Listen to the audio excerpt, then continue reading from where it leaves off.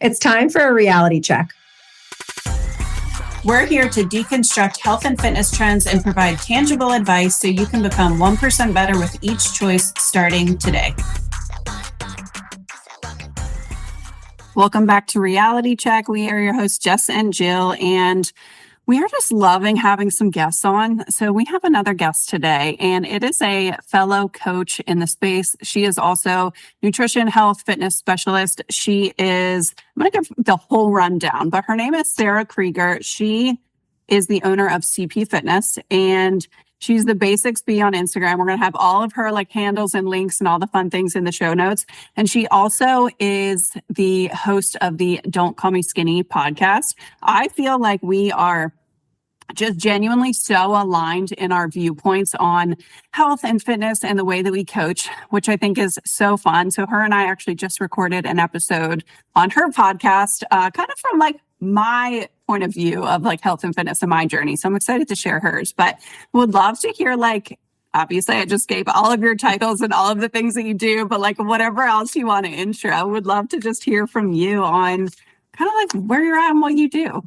Yeah. So thank you. I'm so excited to be here. I love just collaborating with other coaches. It's so fun and exciting just to talk about the things that we all love to talk about, but also be able to help those that are seeking that information in a kind of a no BS approach. And you mentioned just being super aligned. So I'm excited to be here. So thank you both for having me today. So CP Fitness is a baby of mine. It's about 5 years old. And I found my business and named it Consistency Over Perfection based off of how I went through my own 80-pound weight loss and maintenance journey. I'm 41 years old. I have 3 kids, and I am an avid recovering still maybe, fad dieter, skinny 90s baby, grew up in the 17, the era of all of the Victoria's Secret angels, where that was the idea of health, how to get here's your 30-minute ab routine on, 17 magazine.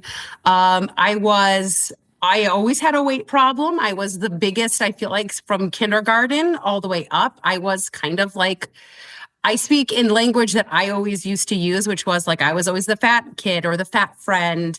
And I used a lot of humor along my way to kind of cope and deal with that on top of food. I grew up in a home that there were no parameters on food. There was no knowledge of education around food. I am Italian. We scoop carbs with other carbs and eat all of the carbs all at one time. That is something that we're really good at. And mac and cheese is an entire meal. That's just your meal is homemade mac and cheese. It's fat and butter and cheese and noodles and goodness. And so I didn't grow up in a very, I don't know, like I said, educationally inclined environment of this is what we do. Everything was boxed, Pop-Tarts. And, I'm old enough to know Hershey syrup used to come in a tin can, and you'd have to crank it open, drizzle that all over bananas with ice cream, and just after school snack before I dove into my excessively high, very high carb dinner. And so, I, even throughout my early 20s, I went to college. I was a music major, became a teacher, but even during that time, it was I would go work out what I thought was working out, and I would go and get on an elliptical, and I was so afraid of lifting weights. So I would stay away from the weight section. I would go to the elliptical. I would get on the elliptical, and I would be okay, I'm going for 10 minutes. I would speed walk home back to my dorm and then eat a whole box of Velveeta shells and cheese. And I could do this because I just worked out. And that was kind of my relationship with the gym, my relationship with food. And this goes on through into my early 30s, where I went through a divorce, ended up at 29 home with 2 very small children, 12-day-old baby and a 3.5-year-old, moved in with my mom and dad.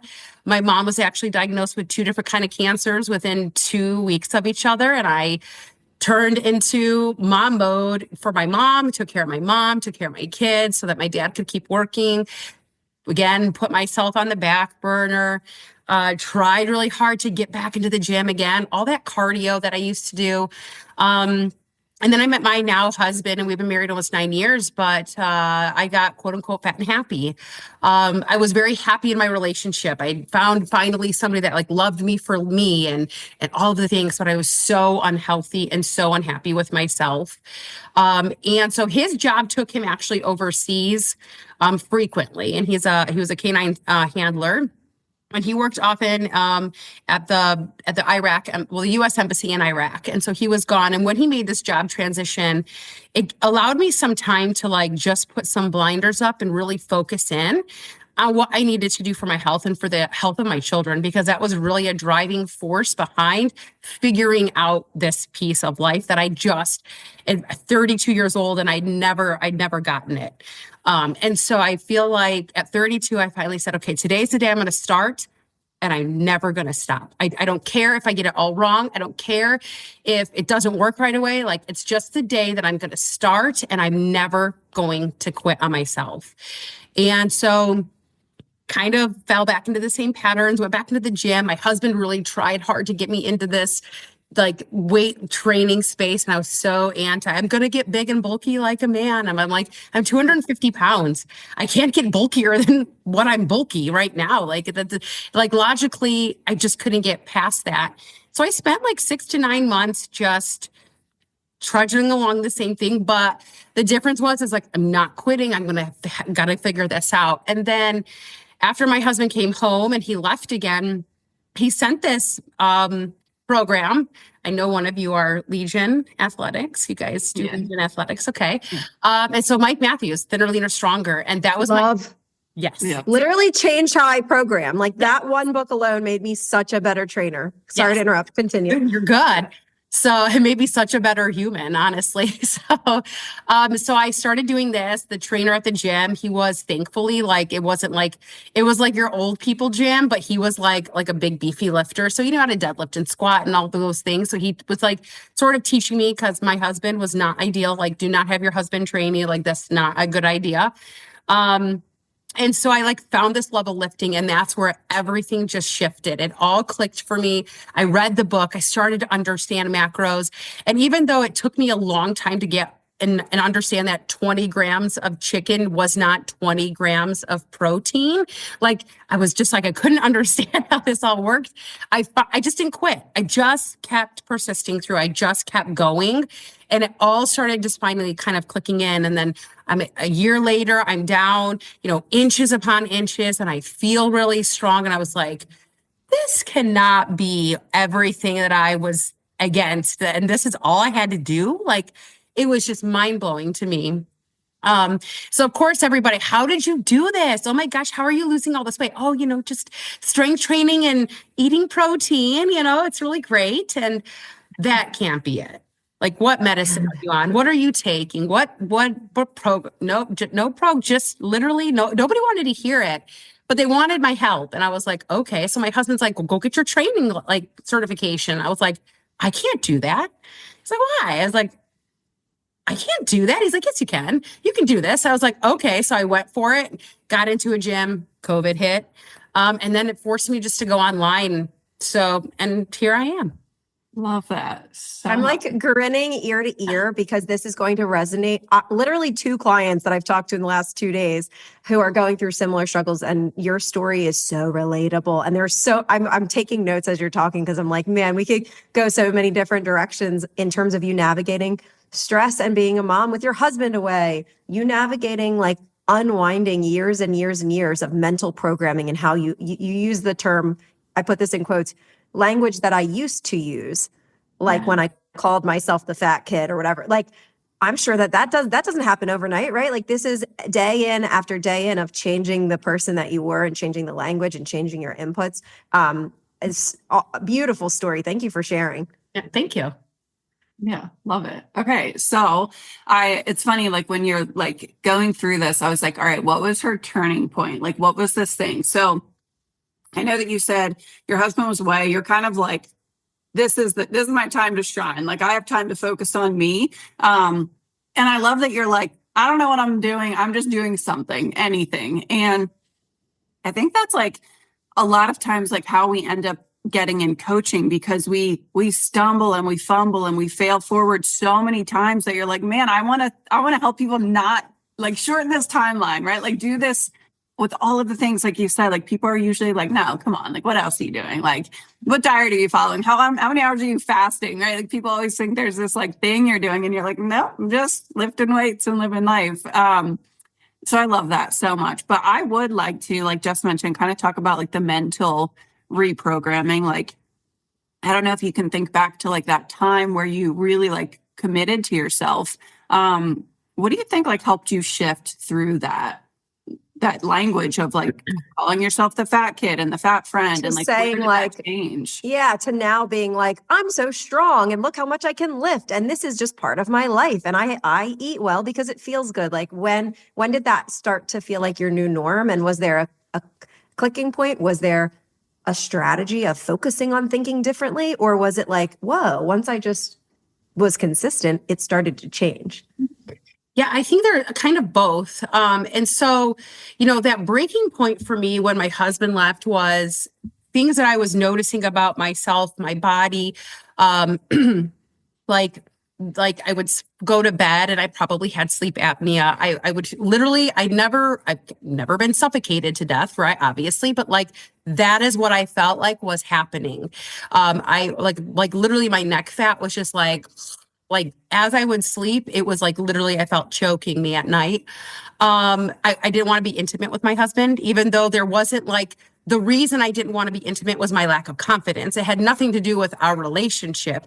The problem though was that was starting to create issues in the relationship because it's like, oh, I'm just going to go to bed early, or I just don't feel well. Oh, you come up with all these excuses and reasons. And it's like, that should not be the norm. Like that should not be normal.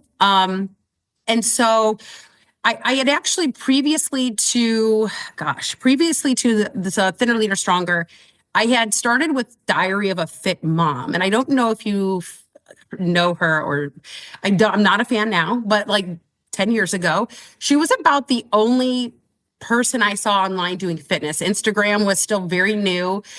There wasn't a bunch of coaches that you could follow, which I feel differently. Like it's great that we have a lot of coaches, but that's also a lot of input nowadays that people are receiving. And they're like, I don't even know what to do with this. This is so overwhelming. Conversation this morning with somebody like that. And so, but it was also very difficult to find back then. I was trying to understand macros and trying to understand all of these things. And there was no help. There was nowhere for me to turn. And so I found this lady, Diary of a Fit Mom. She had this like PDF you could print off. And I was committed. I hole punched that thing and I put it in a notebook. And I carried this huge notebook with me to the gym. It was really when I started, I was like, okay, everything the last 6 to 9 months that I have tried, it's not really working. I joined Weight Watchers again because I'm like, I did have success losing weight. I was like, and so my husband's like, well, you can start there, but he's like, don't stay there. Like, we can't stay here in this place. And I was like, okay. And I did see about 10 to 15 pounds come off with that in the very beginning. But it wasn't like, okay, but now what? What's next? What do I do now? Because this is not, I don't want to live my life on Weight Watchers. Like, this is ridiculous. And so when I got the Thinner, Leaner, Stronger program, it was different. It was something I had never done before. Counting macros, paying attention to my protein, and strength training. I'm like, this is a whole new world. This is completely different. Okay, but think about it. If I've always done all those things and they've never worked, why would they work now? Why would they work now for me if they've never worked before, right? So it was like trying to get out of my own way to get into the space of this thing that was scary and hard and uncomfortable and different and new. And I was like, ugh, and I wanted to vomit in my mouth. I was like, this is awful and terrible. And so it was more like, as I started shifting into this thing, it was like, wait a minute. I have to say that I felt like I was kind of a natural at lifting. Even the trainer was like, wow, your posture is already really good. Like I'm not having to do a lot of correcting and things like that. Those were confidence boosts. I was like, oh, I am pretty strong for a girl, for a woman. Like I am like, wow, this is really cool. And so I think that just by changing and I don't want to say like changing what I was doing. I wasn't tricking my body. I wasn't doing any of those things, but I did it differently than I had ever even wanted to think about doing. And that was the shift that was like, if it's not going to make me want to vomit in my mouth, it's probably not ideal. Like if it's just this thing I always kept trying and it never worked before, logically, what would you tell somebody? It's not working then. You need to do it differently. And so when I started lifting and started realizing I was actually really good at it, and I know that's not everybody's story or won't be, and that's okay too, but like I was really good at it, and it made me drive more, that I wanted to keep going to the gym. And then like realizing how the shift in my food and paying attention to the protein and understanding what it does for my body and how carbs are fuel and all these things. I don't have to be afraid to eat food. I don't have to be scared of these things that I was always taught. I was like, this is so different. And so it was just really understanding that I can make mistakes. I'm going to mess up. There's going to be times where I don't know what I'm doing. And when I hit that next thing, I'm going to have to keep going after that. And so it was just really showing up consistently. I will also say not having a coach. This was kind of something that I highly recommend. Journal your journey or just take notes of your journey or some thoughts of your journey, because trying to go back 10 years, y'all, is super difficult to like remember how I felt that one day at the gym when I didn't want to go, but I went anyway. And there was something bigger and deeper. Okay. But I don't remember a lot of the program changing. And it wasn't until I started coaching that I was like, whoa, I did more than just change my body. Whoa. Like I used to be these people that you're now walking through their journey with them and being like, no, this is normal. I feel like that's so normal that people go through this and they're like, oh, I must not be doing this right because I had a hiccup. And I'm like, I've been doing this for a long time. And like, I go through phases where I don't work out for a couple of weeks. And then I'm like, well, I kind of feel like crap. Let me get back on track. Like that's messing up is a normal part of the journey. It sounds great that you had a supportive husband encouraging you to quote unquote, do the right things, right? Encouraging you to lift. There's something about it too, where you're saying like, hey, clearly what I've been doing hasn't been working. Because I think a lot of women are working so hard at the wrong things. And it's got to be so exhausting mentally when you're showing up day in and day out and you're going to all these cardio classes and you think eating less and less is the answer. And then you're not seeing these results and you're like, what the heck? I'm working hard. Nothing's going to work. It must be me, right? And you internalize it as if you're a failure. Meanwhile, on the other side here is you talking about, I just started lifting consistently and differently than I have in the past, right? Like a lot of women are like, well, I lift some weights in my body pump class or whatever, but the majority of their time is spent high intensity, trying to get their heart rate up, counting how many calories they're burning in the gym, not focusing on just how stinking strong can I get? Can I squat a little heavier? Maybe I have to take 3 minutes in between each set in order to squat or deadlift heavier. And that little shift of like training to nourish your body, training to build muscle rather than training to get smaller yields these results of your physique changing in the way that you've wanted all along, but it took actually trying to build muscle to get there, which most women are just so scared of. So yeah, this is incredible story. Just of all of your peaks and valleys. Can you talk about now? So now that you're in this healthier place with food and with your body and with strength, share with us, you are an Italian who likes food. Talk to us about how you're now able to incorporate all the good things and the pasta and the Christmas cookies or like whatever your traditions are. You don't have to abandon those things to maintain now that you're in this place. Yeah. So, my journey is really wild. And I feel like about 2 years ago, I actually hired a coach to go through a bulking phase.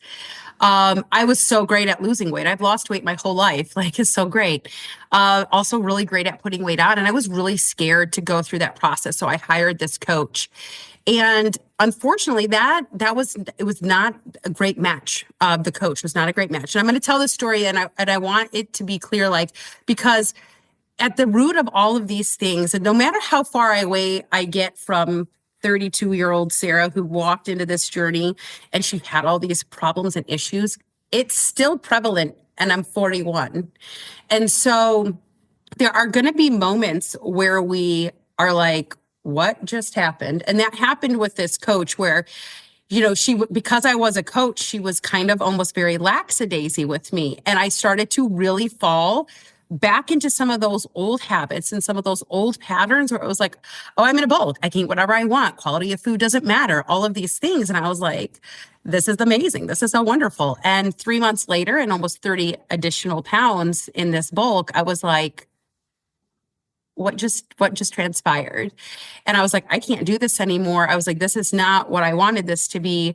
And so I think the accountability element is really key there, but also learning that accountability with yourself during this process. And so, as I am on this continued journey, I don't want to say, oh, I had to restart. It's just, nope, I'm picking up where I am and I'm moving forward with it. It's just a matter of going back to what I always call like the very basic things that got me there to begin with. And it's just really understanding that the moment and the moment that we say we can't have something or we're not allowed to eat something, and we make all this drama and moral value around the food that we consume, it's worse off for us better than to just eat it. And so I still eat pasta. Now, there are times where I might realize, hey, I'm a little low on protein today, or I'm a little bit low on fiber today. Cool. My family's going to get spaghetti, regular spaghetti, and I'm going to have some chickpea pasta this evening with my stuff. I'm still eating pasta. It does taste a wee bit different. Woo, woo, woo. In this moment, it's not about eating pasta. In this moment, it's about making sure I get the nutrients that I need in my body, and it's okay. And that's not every time. Sometimes I eat, the regular spaghetti and do whatever, right? So it's a matter of just understanding what are your actual needs, what needs to be met, and then making that adjustment. We don't have to compromise every single thing that we do, but we have to be willing to compromise somewhere, because again, if you're doing all the things you've always done, you're going to stay where you've always been. And so it's understanding that Christmas, right? We just had all these holidays and all these things. It's a day. It's not a week. It's not a month. It's not a year. And we have to understand, like, it's a day to, if this is where you want to indulge, or maybe your family does 2 different days and that these are the things, that's great. But like, how can you still make that the best so that really at the end, 1, you don't feel like crap about yourself after you're done with it, but 2, so that way you're still getting in the nutrients that actually your body still needs during those days, and where you are going to be a little more splurgy or have some more cookies maybe, or drink some booze that you don't normally drink. What do you need to do to set yourself up for success in those moments? And it's really just a matter of making a freaking plan. And nobody wants to plan. Nobody wants to do all this. It's like, yes, this is work. This is time. It's energy. It's effort. But again, you haven't been putting in the effort, or maybe you have been, but it's not in the right places. So it's moving you or keeping you in the same spot, or moving you in the wrong direction even. I don't even know if that answered your question.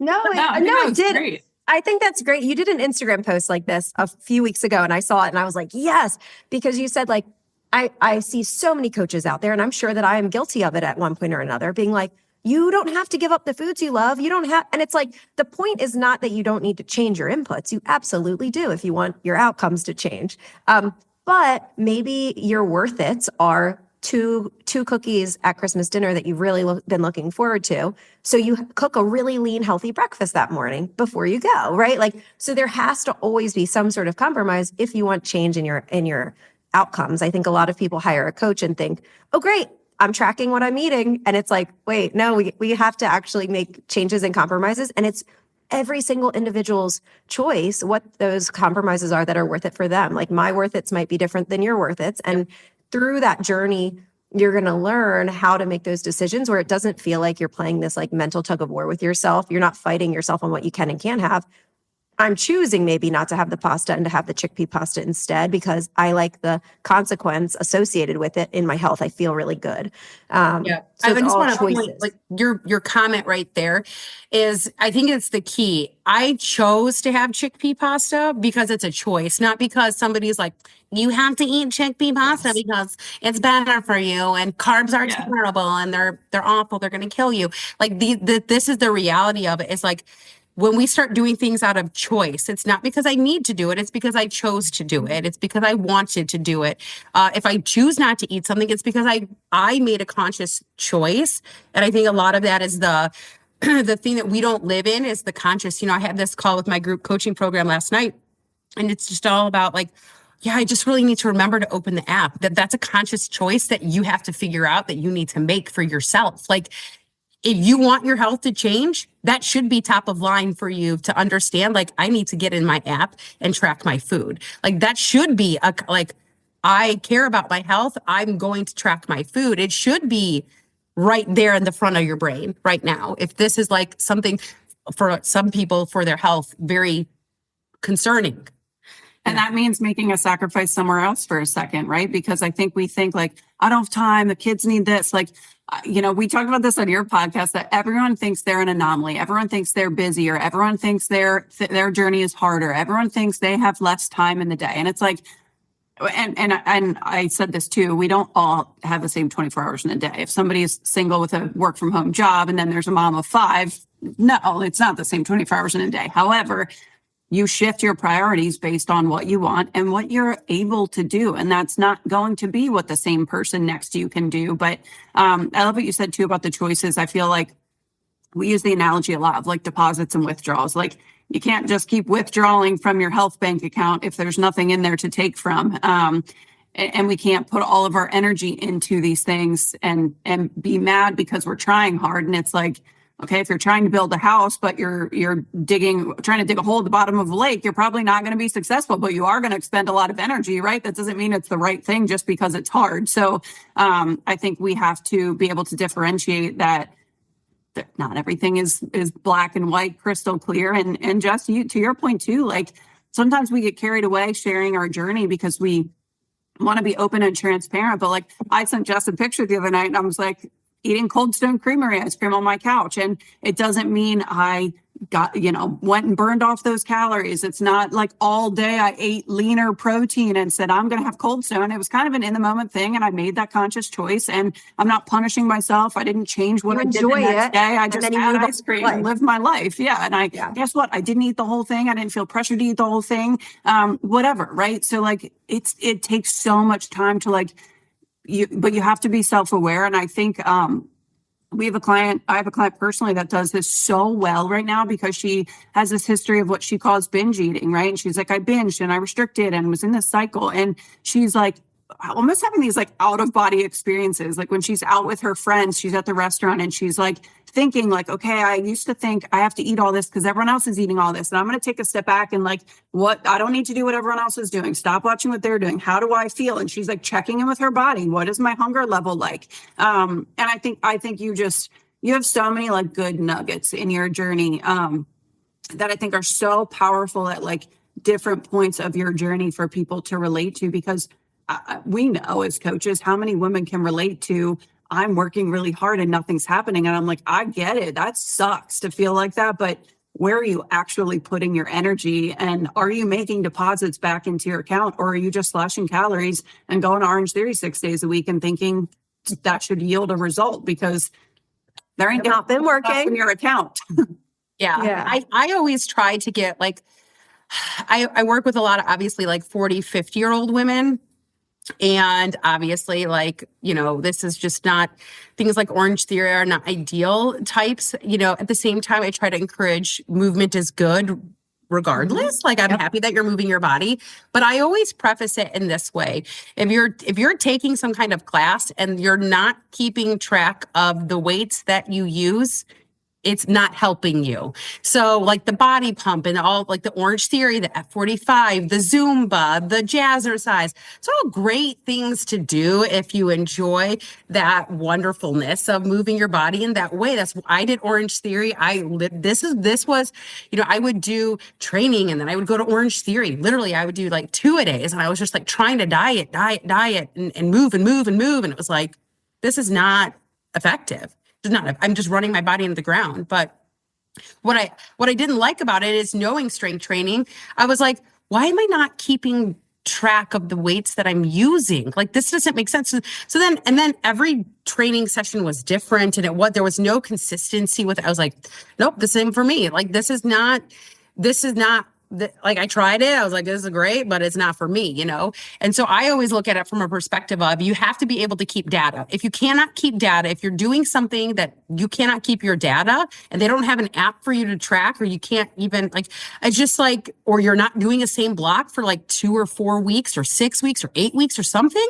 I'm like, it's not doing what you think it's doing. You're at the mercy of their rest periods that they program for the whole class. You're at the mercy of the equipment. If somebody else grabbed the 20s and there's not another set of 20s, you're either like, do I go for 25s or do I have to drop down my weight? Like, you're just limited in being able to progress. And obviously, we're sending endurance signals. They're like, okay, drop your dumbbells after deadlift, 60 seconds of deadlifts and go sprint for 45 seconds. And you're like, all right, I guess I'll go over here now. So yeah, it's just the training. If you like the class and the community and that gets you moving, awesome. But we have to know what the outcome and the expectation is of what those inputs are. And that's when you get into that hole of, but I'm working hard. And it's like, well, hold on. Like, you're not working hard at the things that are going to get you the result that you're looking for. And that's where the difference is. So it's cool to hear that evolution too. I feel like Jill doesn't love when I insert things about intuitive eating because it's like everybody's perception of this is different. And a lot of people have this perception that it's like, I get to just eat whatever I feel like. And it's like, well, our body's cues kind of suck, guys. Like, we're going to eat bad if we only intuitively eat, right? But I do want to point out, monitoring data to make sure you are making progress can look all different types of ways. Okay. So for many of our clients, it is tracking macros and food and looking at nutrient intake and fiber.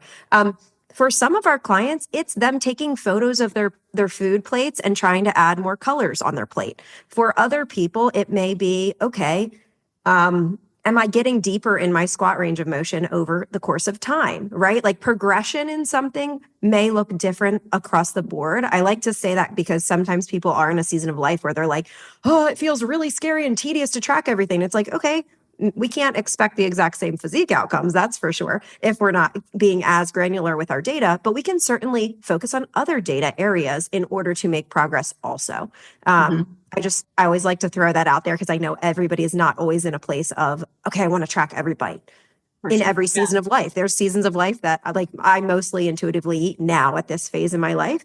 And if my jeans start to fit a little snug, I go back to tracking because I'm like, okay, I'm probably not eating enough protein. I could probably increase whatever I feel like this is the similar analogy though of like girls on TikTok who are like, oh, they have this like beautiful toned, lean physique that everyone wants, right? And they're like, Pilates 4 days a week. And I'm like, you left out that you've been posting about your weight training for the last 8 years. Like, be consistent in your messaging. So same, like to your point. Great point. Yeah, I eat intuitively, but like I also have 10 years of tracking my macros and knowing and I eat a shit ton of protein. Chicken looks like, I know my serving sizes. I know that peanut butter isn't a good protein source because it's high fat. So like, it all depends where you at. You can't. It's the education piece. Yeah, you have to be educated 6 times a week. Your intuition is going to be to eat more because you're going to be fucking hungry. Correct. Like, eating intuitively isn't based on your hunger. It's based on how you feel your body, having balanced nutrition, eating at maintenance, knowing what feels good, knowing how much energy your body needs to support your activity level. So, and knowing what the right things Jess are. got me all fired up, like she said about intuitive I knew I was going to do that. But obviously, guys, I lift 3 to 4 days a week. During my tougher seasons, I'm always lifting 2 days a week, right? And I eat so much protein all the time. And I always add colors on my plate because that's what it's now become a habit, right? So no, I agree. Well, and like in my case, like, let's just be super honest. I did not understand how to read a label. I did not understand what a portion was. I did not understand. So if you don't understand these pieces, we're talking about the education piece, you do need to learn them. Like, it doesn't matter if you can eat intuitively, if you don't understand that peanut butter is not a source. It's not a protein source, meaning the majority of the calories are not coming from protein. I love you. Just wait until you see my anytime I post about peanut butter not being a protein, people lose absolute their minds. It's my most favorite thing to do ever in the world. Really get people fired up about peanut butter not being a protein.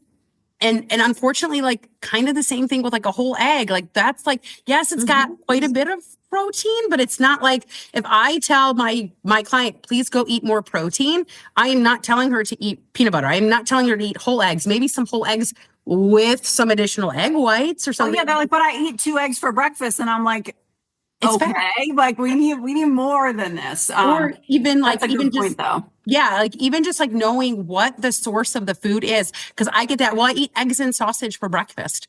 Cool. What kind of sausage? Well, pork. Great. So you had a nice, healthy, fat breakfast. Yeah.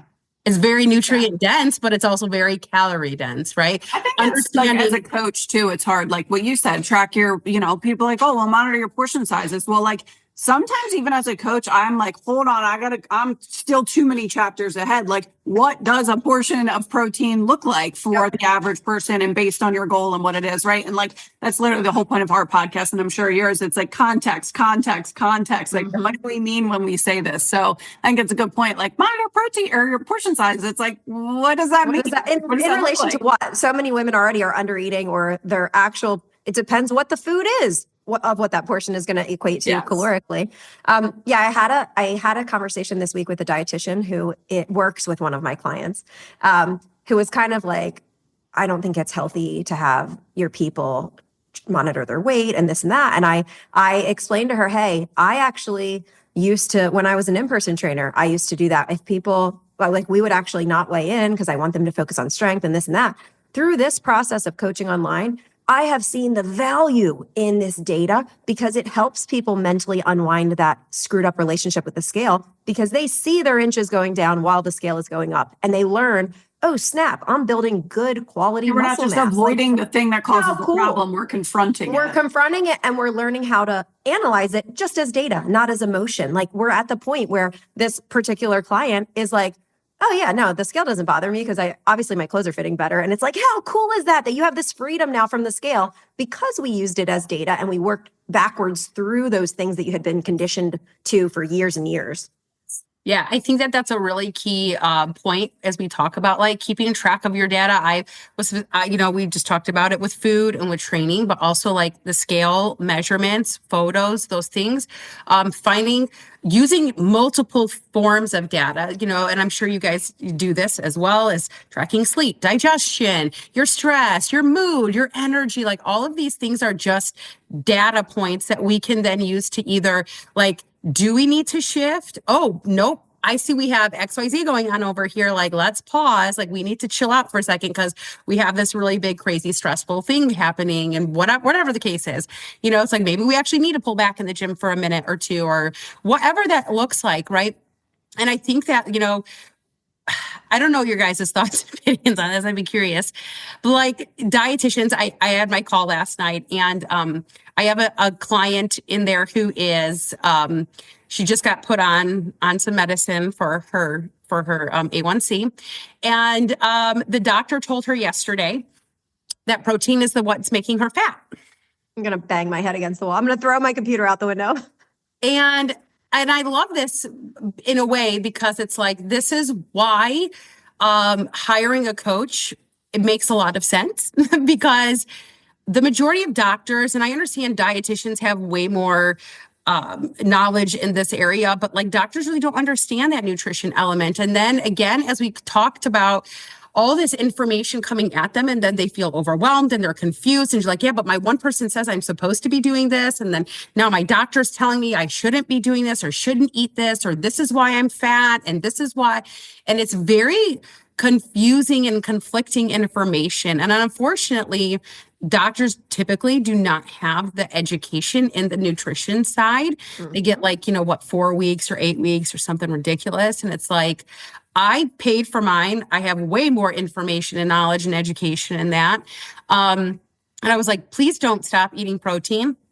I'm like, something that gives me light is like when clients then come back to us, we're educating them so that they know the right questions to ask when these stupid conversations come up. Like we've had clients before who are like, okay, doctor, so you just want me to increase my carbs and fats then to fill in my calories? And then the doctor's like, oh shit, I guess I never thought of that. Like, what's the alternative then if you're telling me to cut my proteins down, right? Like, but also, give me your logic here. What is your reason for telling me that? But being able to educate these people so that they are then empowered, so that someday when they're not working with us anymore, they don't need us because they understand the whys behind all of these different inputs that they're making. It is so cool to just see that shift. Yeah. So yeah, it was just wild to me, like to your point about like the dietitian and not using the scale and collecting data. And, it's really interesting because what my question to her was, well, we haven't been tracking our food consistently. So we don't actually know what the majority of our diet has been consumed of, right? So we don't actually know. I said, but I already know that it hasn't been protein. I already know that because the majority of women undereat. We don't even understand typically what a source of protein is properly. So, or a portion, as we kind of stated, right? So it's like understanding the fact that it's like, this is wild to me because I can already guarantee you she hasn't been eating or over consuming protein. She's been under consuming it, which is why she's in this spot to begin with, partially. And usually when we increase proteins, naturally your hunger cues go down a little bit. And then naturally your calories come down. And it's like calories are going to make that weight change, right? At the end of the day, it is a frustrating and rewarding gig that we are in, right? Like being able to use this stuff to really help people is so cool. But it's like on your hard days of the job. Yeah, on the hard days, you hear that and you're like, I have to do what I do. This is why, because I can't. If we have an influx of that going out into the world, I'm like, no, I have to sit on my pedestal and scream from the rooftops that 1,200 calories it is not relevant to any adult female for any reason. Come on, what if you're only 5 feet tall? Oh my God, I'm 5 feet tall, so I love that one. Come at me, 5'0".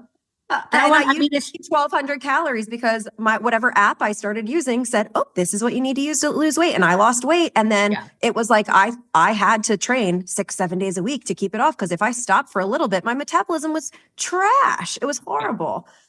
Which is any app it doesn't even matter on MyFitnessPal. It doesn't matter what you put in there. You're just 1,200 calories, like that's this bottom line. I don't even know where that number came from, but it's just like this standard, which is, to a point, why this process is like, why there's no cookie cutter. You cannot buy into a program if you choose a program that is like, you're going to do this and everybody's going to get the same protocols and everybody's on the same bit. It's like that is not how this process works. So if you are thinking about buying into a program that's like that, you need the red flag. It's a red flag. Stay away. Yeah, if it's blanket information. I have a couple questions about like your lifestyle and how you make it work because you're a busy mom who owns a company, who does a podcast, who has 3 kids, whose husband is gone all the time. You said you had like in the past when your mom was going through her illnesses, put yourself on the back burner because you're like, I'm in mom mode. I don't have time.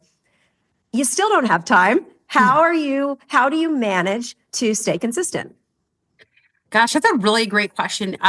You're like, my best friend asked me that. She's like, I just don't know how you are so consistent with it. I'm like, I don't know if I have an answer for that.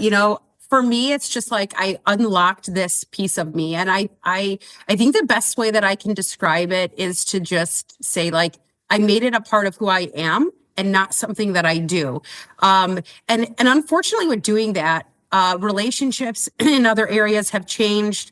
And when you put blinders up and kind of like you were talking about with your one client who was having this like outer body experience where she's like, stop paying attention to what everybody else is doing. I have to focus on what I'm doing.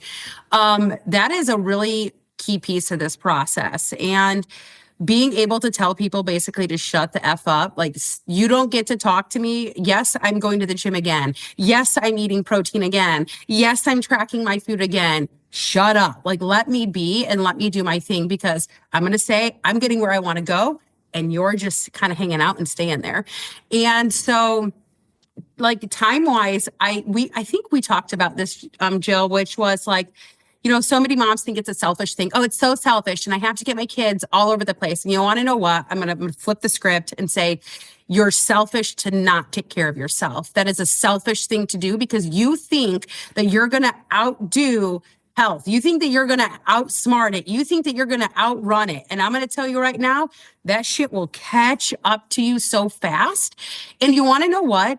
You're selfish not to teach your kids these things. Like, I come from generations and generations of we just have wide hips and we are just bigger and we're just these things and these very limiting beliefs about I'm just this way. It's just how I am. My mom was this way. My grandmother was this way. And you know what? That is not my story.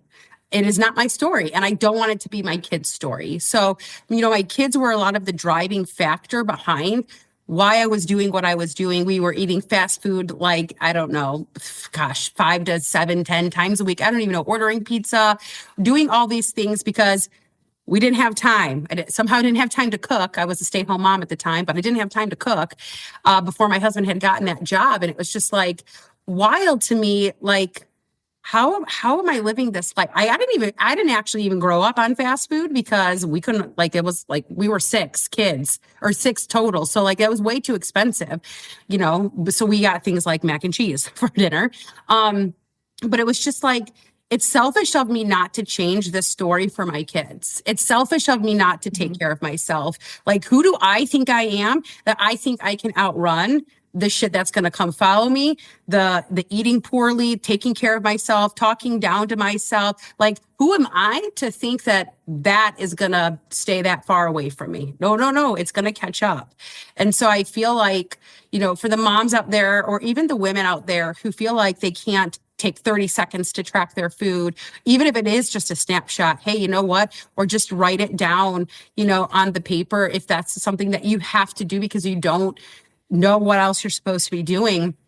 It's just like, it is selfish to not take that time. And that one client that I have that's working, she works like 12-hour days. Her daughter is grown and she's like, I just can't seem to still stop. And I was like, that's the problem. Is like, here's your permission to take 30 to 60 seconds and write on a piece of paper or take a photo of your food. You have to do this. Again, if you are actually serious about changing your health, it has to be the top of your mind. It cannot be like a subconscious thing hanging out in the background. You have to be. Or someday it will become the priority when you get sick. Your first thing is consistency over perfection. Like, that is your company's name. But I really live that too, like having 2 little kids at home. It's like sometimes that might be half of a workout in my living room because that's all I can do that day. Sometimes it really helped me to be able to find a gym that had childcare. Honestly, that changed my life in terms of, I can actually work out again, because it's really hard when your kids are little. Sometimes it's buying rotisserie chicken and some apples because you just need something to grab and you do not have time to prep a whole meal. That is okay. So there's these convenience options. You don't have to be all or nothing, but like you said, if you don't do it now, then like when? And are your kids, our kids learn by watching and listening, right? The amount of moms that I have coached and that I've trained in person, and in person, I hear them talking negatively about their bodies in front of the mirror. I'm like, I'm not trying to overstep my boundaries, but if you're talking this much about yourself in 1 hour that we're together, what does your daughter hear when she watches her mom talk like that about herself? How do you think she's going to learn to look at her own body, right? So can you share more with us? Like, I know you're talking about rewriting your story for your children.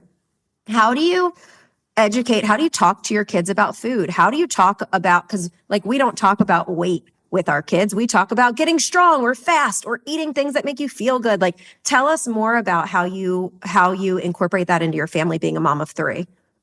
Yeah. So when I started, I had 2 7-year-olds and a 4-year-old. So they were young.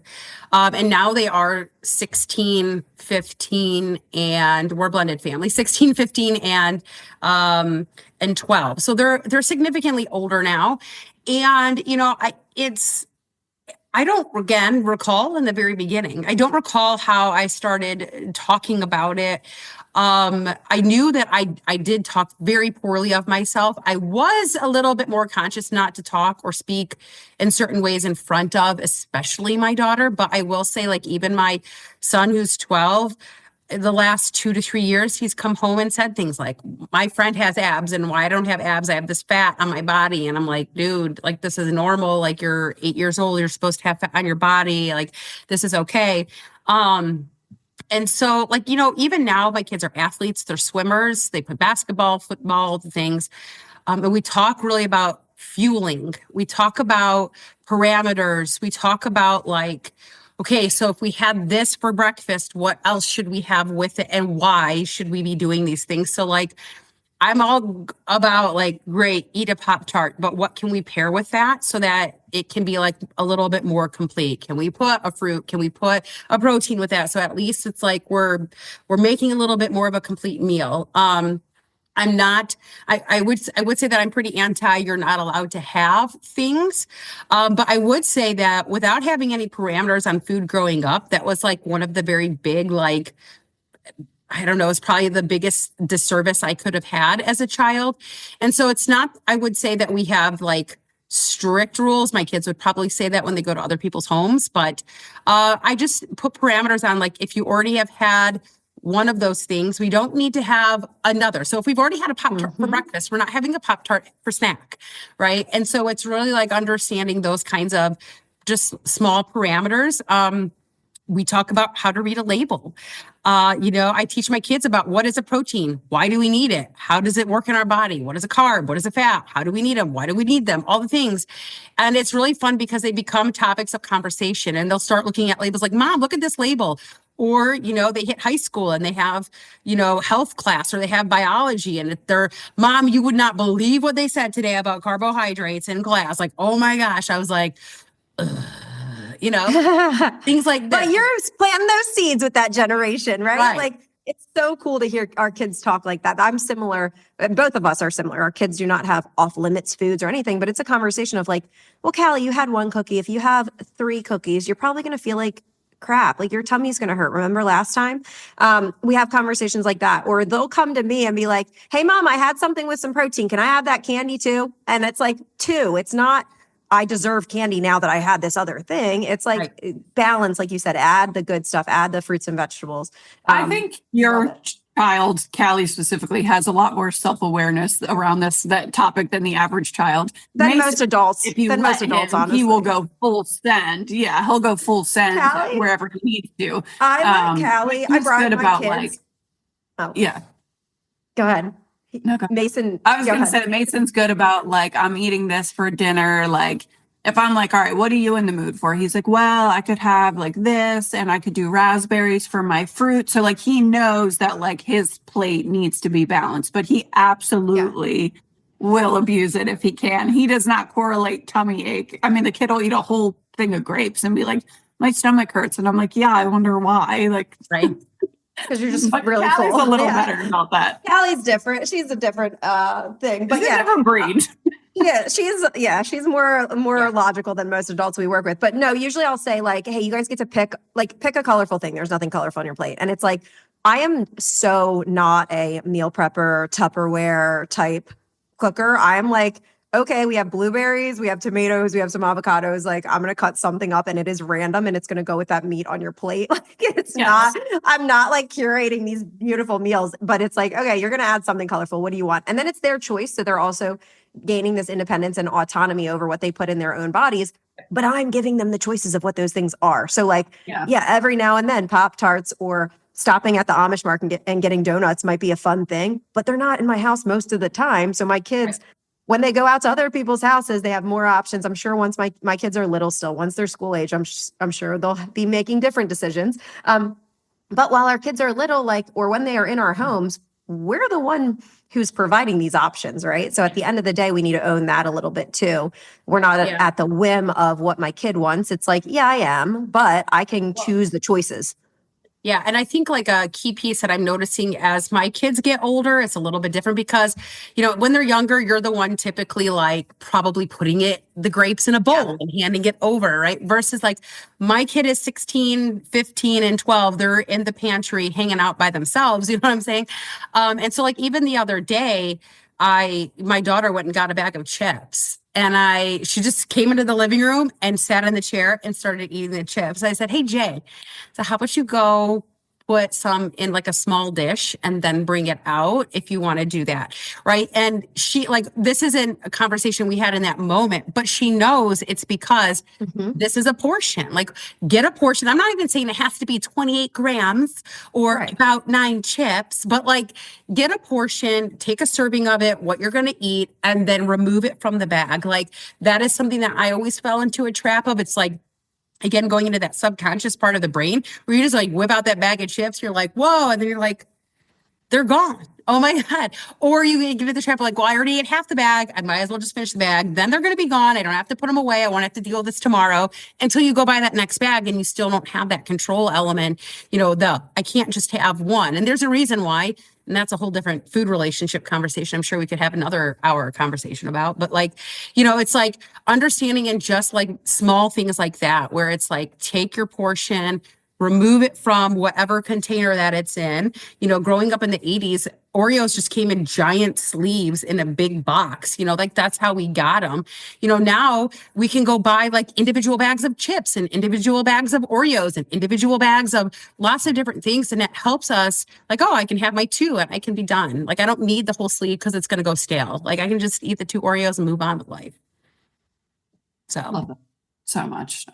It's funny you bring up Oreos. That was like my tagline back when I first. That was her claim to If it fame. fits your macros, it truly was my claim to fame in my bodybuilding era, how I was eating Oreos like the night before competition. Obviously we have evolved since then. I choose not to eat Oreos now because I think they're absolute garbage. Even on my worst day, will I eat a Dorito or something? Absolutely. Oreos are just something that don't interest me, but no, I think that's great. And I think kind of like tying all of that together, because I know we have shared so many tips and tools and nuggets. Like, this might be honestly one of my favorite episodes I think that we've recorded, truly. But I would love to hear, like, taking it all the way back to when your husband left, you were like, I'm going to commit to myself.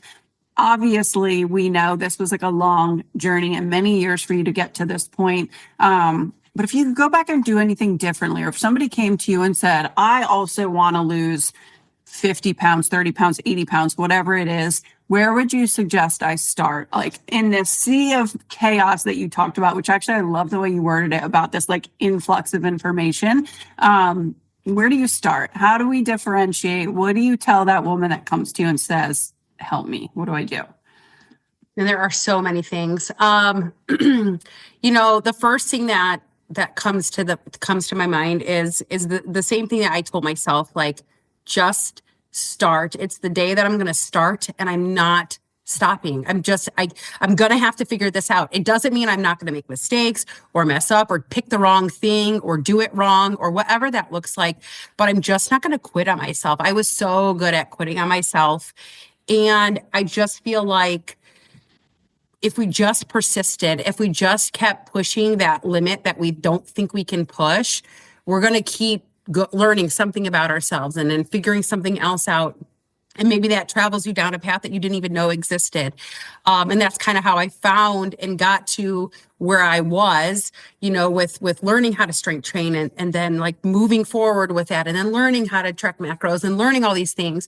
I would have never got there if I just quit like every other time. I never would have got there. I would have never reached a place I felt like comfortable in my body and comfortable in my skin. And I think on the flip side of that is, you guys, if you can get somebody there to help you to get from A to B without going to Q.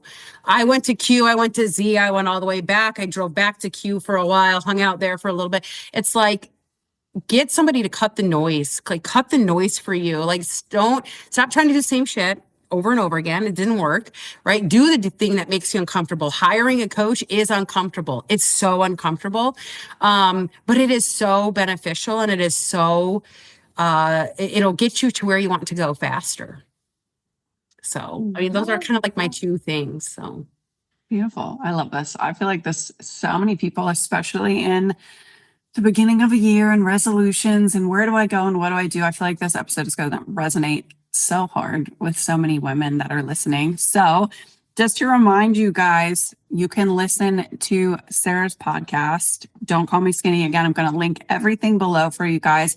Follow her on social media. She has like such good content that really like aligns with our viewpoint and our goal on Reality Check Podcast too, is like 1% better, tangible takeaways, super solid golden nuggets that really anyone can apply to their life and their health journey at any time. But thank you so much for being here. This truly was like such a valuable, good episode. thank you so much. I love this. So I love this. Yeah, I would absolutely come back. Let's do it. Awesome. Well, thank you. And that is all for today's episode. And we'll see you guys next time.